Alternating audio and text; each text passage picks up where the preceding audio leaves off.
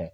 चिपको आंदोलन दोस्तों सबको पता है, उत्तराखंड से है, जिसके नेता थे सुंदरलाल बहुगुणा। क्वेश्चन नंबर 2, यदि कोई व्यक्ति केवल दूध, अंडों और रोटी पर गुजारा करे तो उसे कौन सा रोग हो सकता है? स्कर्वी। स्कर्वी रोग उसे हो सकता है अगर कोई व्यक्ति केवल दूध, अंडों और रोटी पर गुजारा करे तो। क्वेश्चन नंबर 3, फूट तथा माउथ रोग निम्नलिखित में से किससे पाया जाता है? मवेशी व सूअर, भेड़ व बकरियां, और भेड़ व बकरियां दो जगह ऑप्शन इसमें दे रखा है, मवेशी व भेड़, भेड़ व बकरियां, मवेशी व सूअर, या फिर ये सभी। यहां आपका आंसर होना चाहिए मवेशी व सूअरों से फुट व माउथ रोग हो सकता है या इनमें पाया जाता है। क्वेश्चन नंबर 4, भारतीय गाय के दूध में पर्णपितक यानी कैरोटीन के कारण क्या बनता है? दोस्तों यहां आपको ऑप्शन एक बार देखना है, बिल्कुल सफेद रंग, पीला रंग, गहरा पीला रंग, या कोई परिवर्तन नहीं। यहां आपका आंसर होना चाहिए पीला रंग। भारतीय गाय के दूध में पर्णपितक कैरोटीन के कारण पीला रंग होता है, जैसे भैंस का दूध व्हाइट होता है और गाय का दूध हल्का पीले रंग में होता है। क्वेश्चन नंबर 5, किस विटामिन की कमी से घाव से रक्त का बहना नहीं रुकता है? ऑप्शन नंबर 4 राइट होगा के। विटामिन के की कमी से घाव से रक्त ज्यादा समय तक बहता है, वो रोकना मुश्किल हो जाता है। क्वेश्चन नंबर 6, चूहों के द्वारा फैलने वाला रोग, चेचक, मलेरिया, प्लेग या तपेदिक plague? C is right answer. Question number 7, प्राथमिक समाजीकरण है क्या है? शुरुआती उम्र में परिवार व मित्रों से सीखना, किशोरावस्था में समाज से सीखना, प्राथमिक स्तर पर समाज से सीखना, या शिक्षकों का अनुसरण करना? दोस्तों प्राथमिक समाजीकरण है परिवार एवं मित्रों से सीखना। क्वेश्चन नंबर 8, निम्नलिखित में से कौन सी खरीफ की फसल नहीं है? खरीफ की फसल कौन सी नहीं है? दोस्तों यहां चावल, गन्ना, गेहूं, मक्का, ये आंसर रहेगा इसमें, क्योंकि गेहूं तो रबी की फसल है ना। गेहूं तो रबी की फसल है जो अक्टूबर के लास्ट में और नवंबर में बोई जाती है, और जिसे 13 अप्रैल से जिसकी कटाई शुरू होती है बैसाखी के त्योहार से। तो यहाँ जो गेहूं है वो खरीफ की फसल नहीं है, बाकी चावल हो, गन्ना हो या मक्का हो, ये सारी खरीफ की फसल है। यहाँ चावल के साथ साथ कॉटन यानी कपास भी लिखा जा सकता था, तो ये आपके यहाँ रहेगा। क्वेश्चन नंबर 9, निम्नलिखित में से कौन सा पदार्थ बायोगैस संयंत्र में प्रयोग नहीं होता है? पशुमल, खनिज तेल, जैव कचरा, या मानव मल? मानव मल दोस्तों पदार्थ ऐसा है जो बायोगैस संयंत्र में प्रयोग नहीं होता है। भारत का राष्ट्रीय पक्षी कौन सा? ये सभी बच्चों को पता है, आंसर 2 रहेगा, मोर इसका राइट आंसर होगा। क्वेश्चन नंबर 11, खाद्य श्रृंखला में ऊर्जा का प्रवाह होता है एक दिशीय, बहुदिशीय, चक्रीय, या उभय दिशीय? एक दिशीय, ये इसमें राइट आंसर रहेगा एक। क्वेश्चन नंबर 12, पारितंत्र में ऊर्जा का प्राथमिक स्रोत है क्या? वनस्पति, सूर्य का प्रकाश, परमाणु ऊर्जा, या फिर भोजन? सूर्य का प्रकाश दोस्तों पारितंत्र में ऊर्जा का प्राथमिक यानी प्राइमरी सोर्स है, स्रोत है। क्वेश्चन नंबर 13, भारत के मानव के शरीर में मुख्य नाइट्रोजनीय अपशिष्ट कौन सा होता है? यूरिया, अमोनिया, यूरिक अम्ल, या फिर अमोनियम नाइट्रेट? इसमें आपका आंसर रहेगा एक, यूरिया। मानव के शरीर में मुख्य नाइट्रोजनीय अपशिष्ट यूरिया होता है। घरेलू कीटों का नियंत्रण किया जाता है किसके द्वारा? घरेलू कीटों का नियंत्रण किया जाता है माइक्रोवेव, अल्ट्रासोनिक, सबसोनिक, या फिर कम आवृत्ति की रेडियो वेव? अल्ट्रासोनिक। घरेलू कीटों का नियंत्रण अल्ट्रासोनिक द्वारा किया जाता है। क्वेश्चन नंबर 15, डीएनए संश्लेषण का प्रतिपादन किसने किया था? डीएनए संश्लेषण का प्रतिपादन दोस्तों कार्नबर्ग ने किया था। क्वेश्चन नंबर 16, बच्चे दुनिया के बारे में अपनी समझ का सर्जन करते हैं, इस कथन का श्रेय किसको जाता है? पैवलाव, पियाजे, कोटलबर्ग, या फिर स्किनर? पियाजे। दोस्तों पियाजे का यह स्टेटमेंट था कि बच्चे दुनिया के बारे में अपनी समझ का सर्जन करते हैं। क्वेश्चन नंबर 17, सतत एवं व्यापक मूल्यांकन की एक तकनीक है क्या? सत्र मूल्यांकन, अर्धवार्षिक मूल्यांकन, निदानात्मक मूल्यांकन या फिर इकाई मूल्यांकन। यहां आपको थोड़ा सा इस क्वेश्चन को समझना पड़ेगा। सतत एवं व्यापक मूल्यांकन की तकनीक इनमें से कौन सी है? तो दोस्तों यहां अर्धवार्षिक जो मूल्यांकन है ना, वो हाफ ईयरली इवेल्युएशन, वो सतत एवं व्यापक मूल्यांकन की एक अच्छी तकनीक है। क्वेश्चन नंबर 18, एक अच्छे परीक्षण की कौन सी विशेषता नहीं है? वैधता, ये तो होती है अच्छे परीक्षण की विशेषता। विश्वसनीयता भी होती है, वस्तुनिष्ठता भी हो सकती है, उत्तीर्ण करना ये नहीं हो सकती। यहां आपका आंसर ठीक हो जाएगा और ये ऑप्शन पॉइंट इसमें गलत है।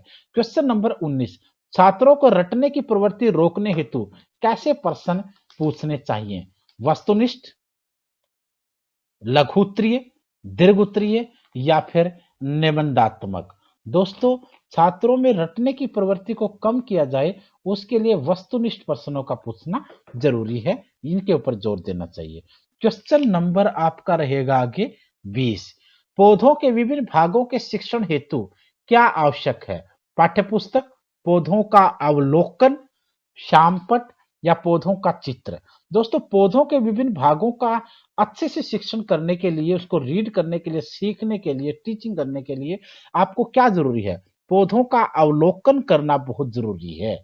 क्वेश्चन नंबर 21, लड़के लड़कियों की अपेक्षा अधिक बुद्धिमान होते हैं, ये कथन क्या दिखाता है? यह कथन सही है?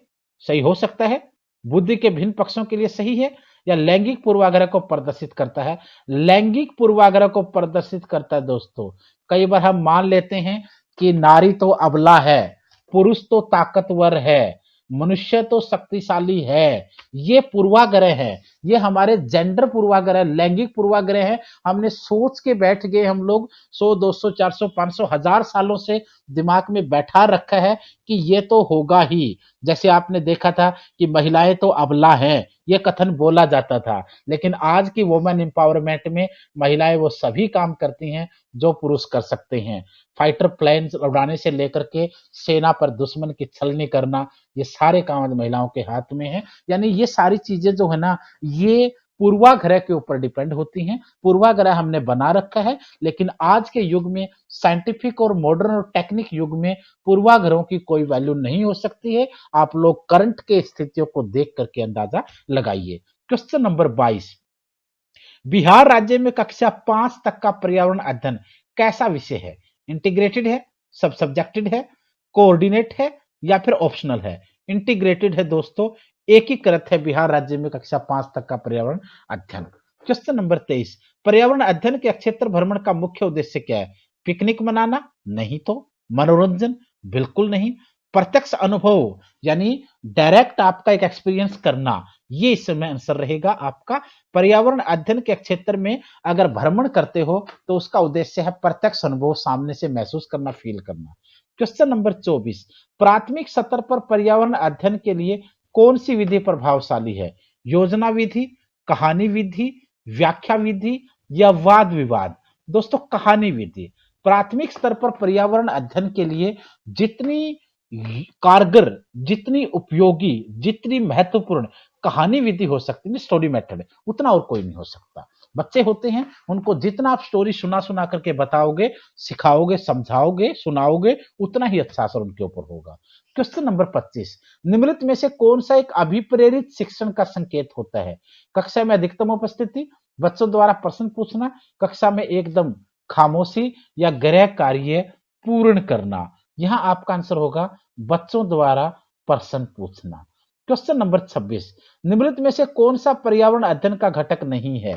देखना यहां पूछा कि घटक नहीं है, ये नहीं पूछा कि घटक है। निम्नलिखित में से कौन सा पर्यावरण अध्ययन का घटक नहीं है? दोस्तों इसमें वायुमंडल, जलमंडल, सौरमंडल ये तो घटक हैं, तो फिर कौन सा घटक नहीं है? मानव घटक नहीं है, ये आंसर होगा। क्वेश्चन नंबर 27, सीखने की प्रक्रिया में अभिप्रेरणा यानी सीखने की प्रक्रिया में जो अभिप्रेरणा है वो बच्चों में सीखने के प्रति रुचि का विकास करती है, बच्चों की स्मरण शक्ति को मजबूत करती है, बच्चों को एक दिशा में सोचने की योग्यता को विकसित करती है, या पिछले सीखे हुए को नए अधिगम से अलग करती है? यहां दोस्तों मुझे आंसर नजर आ रहा है इसका, ये बच्चों को सीखने के प्रति रुचि का विकास करती है। क्वेश्चन नंबर 28, पर्यावरण अध्ययन के लिए आप छात्रों को कौन से चैनल देखने का सुझाव दोगे? पर्यावरण अध्ययन यानी एनवायरमेंट स्टडी के लिए बच्चों को कौन सा चैनल देखने के लिए बोलेंगे? नेशनल ज्योग्राफी, बिल्कुल। डिस्कवरी, ये भी।